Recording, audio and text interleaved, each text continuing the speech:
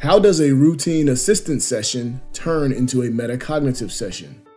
One of the most common challenges I'm asked by Learning Center professionals and staff is, how do I introduce metacognition to students who come only to get help to improve their test grade? This video provides a real-life example of how this progression occurs. Keep in mind that this video was created for people who have already undergone some metacognitive training. Before we get started, there are 3 keys to conducting metacognitive sessions. Number 1, be guided by your assumptions until evidence suggests otherwise. Your assumptions should be that students you encounter are capable of greater success, are committed to achieving greater success, and their struggles stem from their inability to interact with content in the appropriate ways. Based upon these assumptions, your task is to figure out what's preventing students from quality interactions. Then, to provide them an attractive solution to improve their thinking, learning, and performance in that sequence. Number 2, start with the end in mind. Develop a clear conception of how each session will end before you begin. And number 3, allow the student to steer the session. Think of yourself as a driver's ed instructor. You are giving the student accountability for the work, but you are responsible for the session. Let's pick up the session after the introductions. So what brought you here today? I'm just not making the grades that I think I should be making, given all of the studying that I do. I need to do something before my upcoming chemistry test. Notice that the student is focused on making better grades, not learning better or learning about metacognition. Okay, so what makes you believe you should be making better grades? I feel like I study all the time. I mean, it seems like I study more in 1 month here than I studied all throughout high school. The helper's question gets the learner to disclose why he believes he deserves better grades. Notice that the learner responds with feelings, not facts, so the helper should respond with feelings. The learner's comparison to high school also leaves the option of inquiring about the type of academic work he did in high school. This nugget of information is tabled as it may be useful later, but for now, the session moves on. You study all the time? Seems like it's never good enough, huh? No matter how much you do. What does studying all the time look like? Yeah, I take crazy notes in class, I rewrite my notes afterwards, I color code them so that I can remember them better, and still I can barely keep up with my class notes. Notice the helper responds with a partial restatement of the learner's feelings. This goes a long way to making the learner feel heard, understood, and toward building rapport, which is vital to the relationship. The "what does studying all the time look like" open-ended question is a purposeful invitation to learn more. It's important to keep in mind that this dialogue has only taken 2 minutes or so thus far. In this short span of time, the helper has established a bond with the learner and has gleaned some very valuable insights. For example, the helper has learned 1, that the learner considers himself a hard worker, 2, that the learner is a good note taker, and 3, that the learner values extracting information from class. As a metacognitive helper, you should make a mental note of his usage of the word remember. You want to determine if the learner intentionally used this word or if he used it as shorthand for some other cognitive function. This triggers one of your core assumptions about why students struggle, but you don't want to act yet. Like a scientist, you need more evidence. Now that a low-resolution image of how this student functions is forming, the helper seeks evidence from the learner's actual work. The following questions are percolating in the back of the helper's mind. Is he aware of what he needs to get out of the course? If not, then the helper hypothesizes that by default, the learner is likely focusing on learning content in isolation. The helper also knows that if the learner was being tested on content knowledge, then his note-taking and effort should suffice. But the helper knows that difficult courses require students to interact with content at much deeper levels. So the second question that's percolating in the helper's mind is, what type of work is the learner doing with his notes after he captures them? Here are some options. Nothing. He feels that capturing the notes is sufficient. Storing. He is working to store the notes in his memory bank. Developing. Gathering the notes is the first stage of him using his thinking skills to further develop the material into the necessary outcomes. This option is highly unlikely, but you should always leave it as an option. The helper presses on for further evidence. Do you mind if I look over your notes? Not at all. While looking over his notes, the helper sees raw content that has been captured, but does not see evidence of further development. I see that you seem to have a great note-taking system here. Can you tell me how you use your notes? Sure. I've always been organized. I write down everything my professor says, and then after class, I combine them with the PowerPoint presentation notes. This way, I ensure that I have everything. And then, how do you plan to use them after you have synthesized both sets of notes? I study them. At this point, the learner runs short on responses. His vague statement that he, quote, studies his notes strengthens the helper's hypothesis that he defines studying as learning the notes. This gives the helper assurance that the learner does not have a cognitive plan for further developing his notes.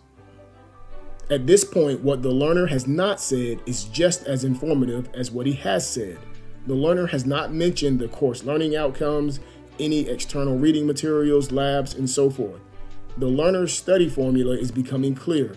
Success equals taking great notes plus studying great notes. Keep in mind that this progress has been made within 10 minutes or so of the first session. Also, note that the helper has not mentioned metacognition or introduced any metacognitive tools to this point. Lastly, notice that the helper has primarily used listening skills and observation skills up to this point. The helper is working hard internally, even as she seems to be simply asking questions. She is doing metacognitive surgery, cutting into the situation with great precision and purpose. Now it's time to externalize her internal work. It looks like you do a great job of taking notes. You're very organized, and you're right. You should be benefiting more from your hard work. I think I noticed a few things that can help you get more out of your efforts. Do you mind if I show you these things? What a great transition. The helper affirms the learner by referencing a specific skill, challenges the learner, and appeals to the learner all in one sequence and without using the word but. Of course. What else is he going to say after a proposition delivered so well? The helper asks the learner to take out a syllabus while she whips out the Think Well, Learn Well diagram. Now, what started out as an isolated appeal to get help improving his grade for an upcoming test has transitioned into an all-out metacognitive session. For the next part of the session, the helper conducts a metacognitive notes analysis and begins using the notes, the syllabus, and the diagram to help the student understand his current level of metacognitive functioning. Together, they define the type of cognitive work he must do while studying to perform at his desired level on tests. Eventually, the helper monitors the learner as he uses the diagram, syllabus, and notes to begin constructing his knowledge. The helper concludes the session by giving the learner his own Think Well, Learn Well diagram, along with specific actions to take that further the work they have begun. This work also connects the work that was performed in the session to the learner's current course content. The helper lets the learner know that they will begin the next session with his experience using the diagram on his own. The helper summarizes the session and asks the learner how he feels moving forward. After getting positive affirmation, the helper takes a few minutes to complete the metacognitive data log. It's important to reflect on the change that has occurred over this short span of time. Number 1, the learner initially wanted help making a better grade. Number 2, the helper offered the learner a much better deal. She showed the learner how to not only make a better grade for his upcoming test, but how to become a better learner and by consequence, make better grades overall. Number 3, The learner leaves learning focused rather than grades focused. And number 4, the learner is eager to return because the session has proven valuable to him. What started as a session to get help with an isolated matter became a metacognitive invitation. The next session should be fun. It will certainly be a metacognitive party. So let the party begin. I hope this real-life example helps you understand how to function as a metacognitive helper. The work you do is vital to elevating student performance and to eliminating academic-related retention problems.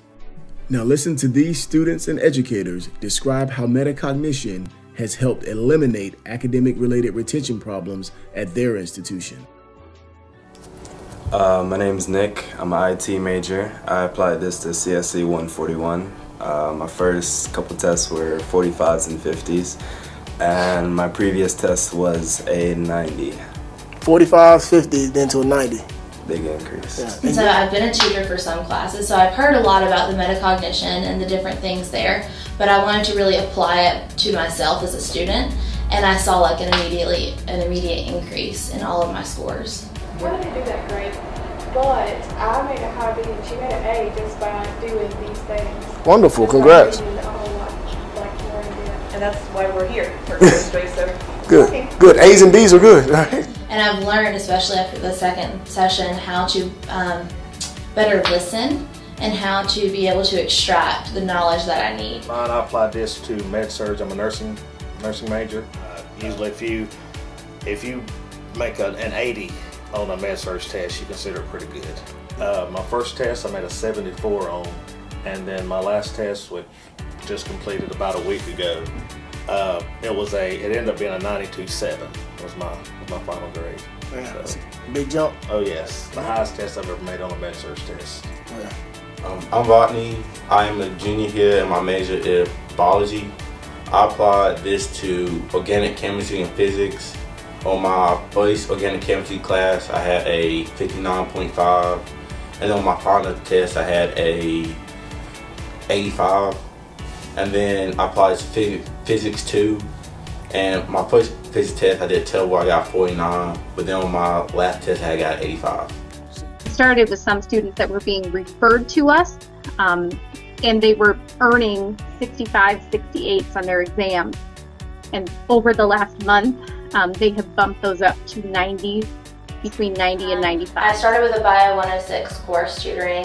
We didn't have a lot of students there, so I'm doing 110, which is the general level for non-majors, but basically it's helped me a lot process my thinking to help break it down better, break down that material for those students to better understand, and helping them with their study habits, helping them learn how to process things as well. Their test scores have significantly increased, and I think their studying habits are a lot better now. I've seen just a big impact within the last several weeks as they've been coming to tutoring once a week.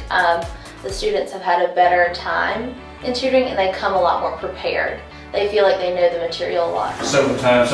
I actually went through a frustrating period where I couldn't, pass like some more in the field or any tests. It helped me want to study more than just the times I was studying. I don't think I made under a B lately in the exams or stuff like that. From B's to B's. B's to B's.